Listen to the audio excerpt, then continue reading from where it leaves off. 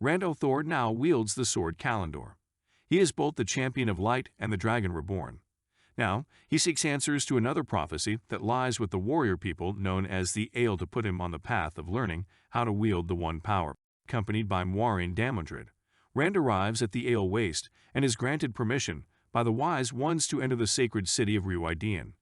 After passing through a doorframe ter'angreal, Moiraine gains foresight while the Ale await Rand's return, either with both arms marked by dragon symbols, validating his identity as he who comes with the dawn, the chief of chiefs of all the Ale, or to never emerge at all. After reading The Eye of the World, The Great Hunt, and The Dragon Reborn, I started noticing a recurring pattern in the storytelling of the Wheel of Time. The main characters Rand, Mat, Perrin, Egwene, Nynaeve, and others are all mainly reacting to the circumstances and events happening around them. Sometimes that pass the impression of an unfocused plot that would only get resolved in the finale of each book, and that could get frustrating, tiring even, to read through in one sitting. Often I had to just take a break and process all the events, as well as prepare myself to a potentially less interesting story being aborted every time the character perspective was changed. In The Shadow Rising, however, the previous problem is, surprisingly, no longer present, as all four fronts of the plot have the characters actively trying to achieve goals that feel equally important when compared with what their companions are dealing with. That alone already made me consider this book a much more compelling read than the first three. I no longer exhaled in frustration for every shift in point of view. I welcomed each and every one of them and was satisfied each time for it. In the fourth instance of the Wheel of Time, there are four. 5 at the beginning of the book, which takes place in Tyr, is to be accounted for. Main plot lines: the White Tower, the Two Rivers, the Ale Waste, and Tanchico. Like in the other books, the main group of characters still ends up in separate ways in order to achieve different tasks. What sets this instance apart from the others is that they almost compete to see which one is the more interesting one. To me, at least, Perrin's journey back to the Two Rivers takes the lead, and I will start by talking about his main plotline because of it. From a boy who was heavily troubled by acts of violence, someone who momentarily considered the way of Leaf at the start of his journey, to a man who embraces the current circumstances no matter how dire they are. Better yet is to have his own people recognize him for all the hardship and sacrifice he has endured since the shadow started stirring, and the way he assumed a position of leadership among people who, at first glance, seemed to be more capable of the role was handled exceedingly well. The sheer amount of character development Perrin got since Book 1, especially in this book, until the end of The Shadow Rising is really glaring, and I am not talking only about his ascendance to leadership or lordship. The attention paid to his relationship with Fael and how it affects the decisions he takes can be both frustrating and amusing, but it never becomes boring to read. In fact, I must say that their constant banter and lovers' quarrel always made me compelled to read more. Turns out I'm starting to like romance a little too much, even looking forward to it and being mad when it is not there. It was great to revisit the Two Rivers and all the characters living there, but also feel the need to point out one of the things that bothered me a little and only becomes evident right at the conclusion of this arc. The Children of the Light turned out to be rather weak antagonists. This is surely not something to impede the reader's enjoyment, yet when I put all the antagonists of Perrin's arc in comparison, I could not help but think the payoff of the White Cloaks was rather anticlimactic. I was expecting their moral position to either improve or decline through some sort of deed they surely would enact in the finale. Certainly not their complete inaction. This makes for the illusion that their situation with Perrin did not evolve in any way, and I certainly remembered myself uttering a "that's it" when it became clear their part in the story was over. Fortunately, Lord Luke, Ordeith, or Patton Fane, and even Fael are great agents of change and surprises that help move the Two Rivers plotline with pleasant pacing, compelling story, and most importantly, perhaps, to a satisfying conclusion.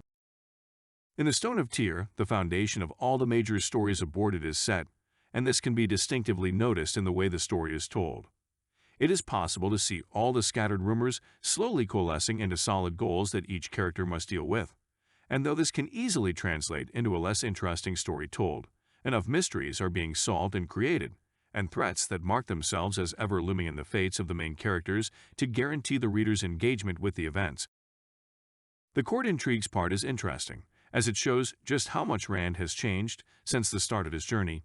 He is now calculating, untrusting, distant, and desperate. This change is also felt by Matt and Perrin in a fashion that both affects their actions and causes them to unwittingly change at the same time. Speaking of characters being affected by Rand, I have to say that I am not too content with how his multiple romantic interests are dealt with. He is an unengaged young man, so I can cut him some slack for fantasizing about multiple people. But the way the viewings of men further complicate his relationships is really contrived. It can certainly feel like the author is slowly deciding who to focus on, but is also prone to change his mind multiple times along the way. I much rather have romance built akin to Perrin and Fael's relationship, but that is just my preference. On the other side of the known world, the Ale Waste marks Rand's journey of desperation and hope. He must make his people follow him wholeheartedly in order to prepare himself and his companions for the last battle. That in itself seems like an insurmountably difficult achievement, but with the new plot twists, and what a plot twist that was, and revelations in Rhuidean, it becomes a more realistic goal.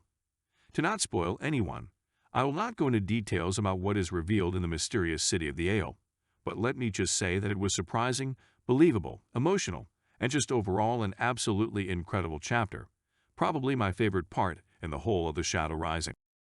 The Rhuidean arc was a delight to read, but let me rant about one of the antagonists that helped to move this storyline along, Couladin. If I had just one word to describe the entirety of character, it would be silly. Seriously, how this brain-dead fellow is still alive in what consists of one of the harshest environments and people of the world of the Wheel of Time is still a mystery to me. Maybe I will know more the next book. The amount of disrespect, something that should be close to blasphemy to the Ale people, that Couladin gets away with is unbelievable, but I digress. Let's talk about the real antagonists in the Ale Waste, the Forsaken. There is a good amount of mystery, hints, and events that set them up. The setup, at least to me, was not overly obvious, as I had little clue about the trap that has Rand on his toes throughout the book. And when the situation comes to light, it is executed well. At the end of the Rhuidean story arc, there is a lot of future potential that ultimately made me want to read The Fires of Heaven right away, even when I was already planning on alternating my readings between Mistborn and The Wheel of Time. That is just how amazing of a read The Shadow Rising is, easily the best book in the series so far. Coming from a Forsaken's trap to a black Aja-infested city, Tanchico manages to combine menace with lightheartedness. Elaine and Nynaeve depart to search for the infamous Black Sisters in order to stop them from threatening the Dragon Reborn and to bring them to the White Tower for justice. The dynamic between Thom, Juilin, and Bael was always pleasant to read, and their constant banter managed to constantly make me laugh.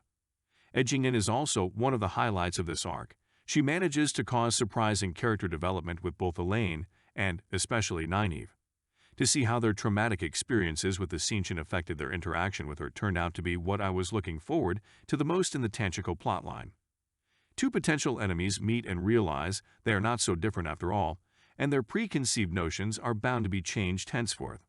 I look forward to seeing how their newfound friendship will affect future events on the main continent and the Seancient land. Right out of the bat, I have to say the first encounter with one of the Forsaken in Tanchico was the most menacing moment of this book. It balances well the demonstration of just how big a threat they can be while casting their appearance with enough surprise that made me reread their interaction to process the magnitude of the event that had just happened. It really put me on my toes, and I was not expecting to be shocked that much for their appearance. About their rematch, however, I have some mixed feelings. I still do not fully understand if I liked it or if it was just passable. To some extent, the previously established unsurmountable threat is somewhat undermined by the way their next encounter played out, and I would much rather see it being resolved in a later book instead of this one. That does not take away from the amount of enjoyment I had while reading this part of the story, and I will undoubtedly look forward to seeing the remaining unresolved threads being aborted in the next book. Now, to the last, shortest, but arguably with most potential impact in the next books, the Tar Valon arc. What happened within the White Tower was shocking, to say the least. On a reread of the introductory chapter, it is possible to see all the undercurrent events slowly, but secretly building up to what the climax presented, and I cannot help but be fascinated by how I missed the hints and little nods that happened here and there. So much happened with the main characters residing there that I would need to go into spoiler territory in order to talk about all of them, so let's just say that none managed to avoid permanent change to their lives. Whether those changes will be for the good or the worst, only reading the next book will tell me, and that is something I plan on doing right away. The Shadow Rising was my favorite book of the Wheel of Time so far, and for good reason. It never slows down, all the characters are up to monumental endeavors, and the threats in all instances are engaging and entertaining. There were some hiccups here and there, but they are restricted to what I listed in this review. The amount of character and plot development is unrivaled by the previous books, and so was the amount of fun I had while reading it. Needless to say, I already picked up the next volume, and I have learned to appreciate the Wheel of Time even more. That is all I can ask in a story.